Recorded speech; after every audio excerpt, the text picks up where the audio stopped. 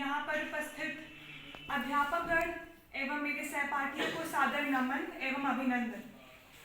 आज की ज्वलंत सामाजिक समस्या में से कन्या भ्रूण हत्या सबसे ज्यादा प्रचलित समस्याओं में से एक है। विज्ञान ने हमें अनेक प्रकार की सुख सुविधाएं तो प्रदान की, किंतु उसने लोगों के सर्वनाश का भी एक जरिया बना के हमें दे दिया। लिंग परीक्षण की एक ऐसी तकनीक जिसका निर्माण हो गया है, जिससे कितने फूलों के जीवन मुरझा गए हैं। कन्या भ्रूण हत्या के शिकार एक मासूम भ्रूण चीख चीख कर आपसे कुछ कह रही है। पूजा अर्चना कर देवी माँ से वरदान है मांगते।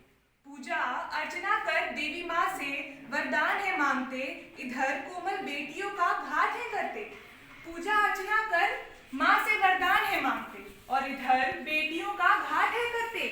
लोग होते हैं ये इंसानियत के नाम पे कलंक। लोग होते हैं ये इंसानियत के नाम पे कलंक। ऐसे दानवों से बचाना मुझे मेरे भगवान। क्यों दुनिया में आने से पहले ही मेरी दुनिया उजाड़ते? क्यों दुनिया में आने से पहले ही मेरी दुनिया उजाड़ते? अपने जिगर के टुकड़ों को अपने हाथों से हो मारते। क्यों दुनिया में आने से पहले हमें दुनिया नहीं देखने देते और अपने जिगर के टुकड़ों को अपने हाथों से ही मार देते। मार के मुझे तुम बच ना पाओगे, मार के मुझे तुम बच ना पाओगे। भगवान के घर जाकर तुम क्या मुंह दिखाओगे? कानून ने भी दिया है मुझे जीने का अधिकार, मुझे मारने वाले तुम्हें है धिक्कार। नारी सृष्टि का एक गौरवमयी विभूति है। नारी ने अपने इस अद्भुत गौरव को अपने त्याग और तपस्या से सजाया है। नारी एक गुलशन है जिसमें सुंदरता, जिसमें सहिष्णुता और कोमलता, पूर्णता भरी हुई है।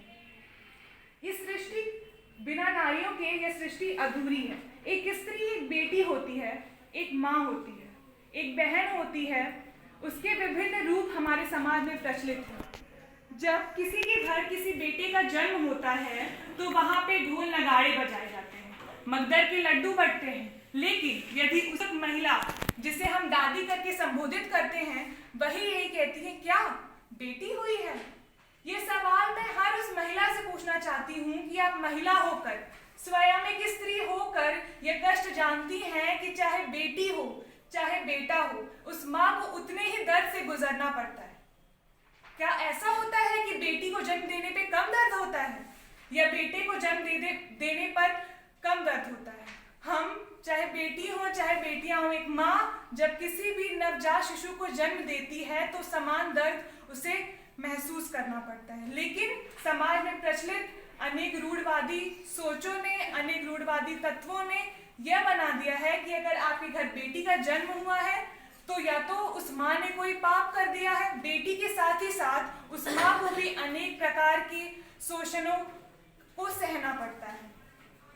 एक बेटी जो कि अपने बाप के आंखों में आंसू नहीं देख सकती। यहाँ पे बैठी हर बेटी यह जानती है कि शायद उसके लिए उसके बाप से ज्यादा महत्वपूर्ण कोई इंसान होता ही नहीं इस दुनिया में। लेकिन वही बाप बेटी को जन्म देने से पूर्व उसका लिंग परीक्षण करवा के यह पता करता है क्या वो बेटी है या बेटा, और यह एक बार भी नहीं सोचता कि जिस प्रकार आप एक बेटे को अपनी उंगली पकड़ के चलाएंगे, उसी प्रकार जब आप अपनी बेटी को उंगली पकड़ के चलाते हैं और उसका पहला शब्द पापा सुनकर जो खुशी उन्हें होती है, उसके बारे में बिना विचार विमर्श किए हम उन्हें जन्म होने से पहले ही इस दुनिया में आने का मौका नहीं देते। यहाँ सिर्फ अधिकार नहीं दिए गए, हम अगर इतिहास में ही देखें, सती प्रथा हुई, बाल विवाह हुए, छोटी बच्चियों से लेकर बड़ी महिलाओं तक शिक्षा का अधिकार उन्हें नहीं दिया गया। धीरे धीरे जब हमारे समाज में सामाजिक परिवर्तन आने लगे, लोगों को अधिकार मिलने शुरू हुए, तो सबसे पहले घर की स्त्रियां ही थी जिन्होंने कहा बेटी बाहर पढ़ने जाएगी। ऐसे कैसे हो सकता है? हम तो नहीं गए थे पढ़ने। क्या हमने घर में रह के प्राइवेट पढ़ाई नहीं की? तो इन्हें क्यों बाहर जाने का मौका दिया जाए? वही माँ जिसने बेटी को जन्म दिया है वह उसके वस्त्रों को देखकर उससे कहती कि क्या तुम ऐसे कपड़े पहनोगी? मैं यहाँ बैठे हर पुरुष और महिला से पूछना चाहती हूँ, क्या किसी लड़की के वस्त्र के आधार पर आप उसके कैरेक्टर पे उंगली उठा सकते हैं? आप ये बता सकते हैं कि अगर किसी लड़की ने थोड़े छोटे कपड़े वस्त्र पहने हो तो क्या उस लड़का की प्रवृत्ति अच्छी नहीं है? क्या उसके संस्कार अच्छे नहीं हैं? तो किसी भी लड़की के वस्त्रों के आधार पर हम यह चयन नहीं कर सकते कि क्या वो लड़की अच्छी है या उसके संस्कार अच्छे हैं या वो बुरी है। यहाँ पर तो अत्याचार मुस्लिम महिलाओं पे भी होते हैं जो कि पूरे बुर्के से ढकी होती है। उन्होंने तो छोटे वस्त्र नहीं पहने होते। जो एक वैश्य दरिंदा होता है जो कि शारीरिक शोषण करता है, वह यह नहीं देखता कि क्या इस लड़की ने पूरे वस्त्र पहने हैं या वह बुर्के में है। तो क्यों हम किसी लड़की को उसके वस्त्र के आधार पर यह निर्धारित करते हैं कि वो उसके संस्कार बुरे हैं या वो किसी बुरे घर की लड़की है।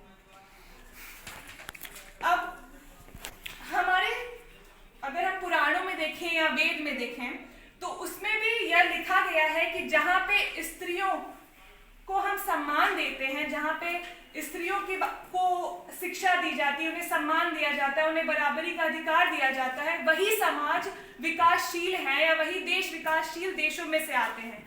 चाहे वो कोई भी देश हो, हम अमेरिका जैसे देश की बात कर लें या किसी और भी देश की बात कर लें, वहाँ के लिंगानुपात को देखें तो भारत के अलावा अन्य देशों के अलावा भी काफी आगे, क्योंकि वहाँ पे महिलाओं को और पुरुषों को बराबरी का अधिकार दिया गया है। कन्या भ्रूण हत्या के कुछ मुख्य कारणों पे मैं आपका ध्यान अग्रसर करना चाहूंगी। सामाजिक असमानता।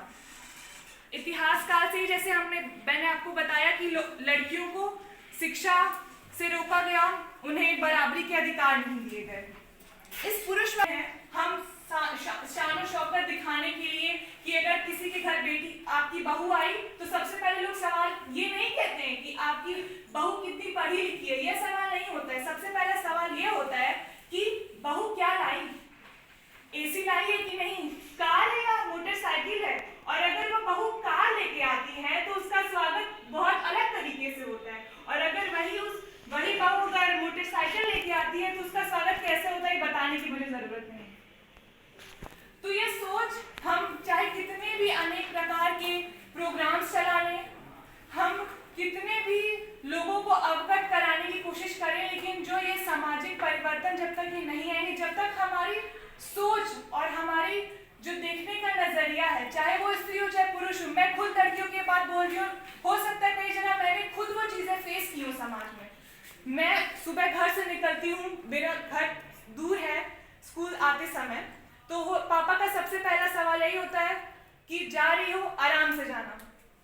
तो यही सवाल मेरे भाई से कोई नहीं कहता है, वह जबकि मुझसे छोटा है, कक्षा 9 में है, लेकिन उससे कभी ये नहीं कहा जाता है कि तुम संभाल के जाना और आराम से आना। लेकिन यह मुझसे जरूर कहा जाता है कि संभाल के जाना, और संभाल के जाने का अर्थ मैं और यहाँ बैठी हर लड़की जानती है कि संभाल से जाना और संभाल के घर आने का अर्थ क्या होता है। तो बस मैं आप सबसे यही कहना चाहूंगी कि कृपया इस प्रोग्राम या ये तो जो लॉन्च हो रहे हैं वो अच्छे अपनी सोच में परिवर्तन लाइए, और प्लीज वो जो आने वाली जनरेशन है, जो बेटियां हैं जो बहुत कुछ कर सकती हैं, उनके पास बहुत पोटेंशियल है, उन्हें आगे बढ़ाइए, ना कि उन्हें रोकिए, ना कि उनसे यह कहिए कि वह कुछ नहीं कर सकती है। यदि आप ये नहीं कह सकते कि तुम कुछ नहीं कर सकती हो, ये नहीं कह सकते कि तुम कुछ कर सकती हो, तो ये भी मत कहिए कि तुम कुछ नहीं कर सकती हो। धन्यवाद।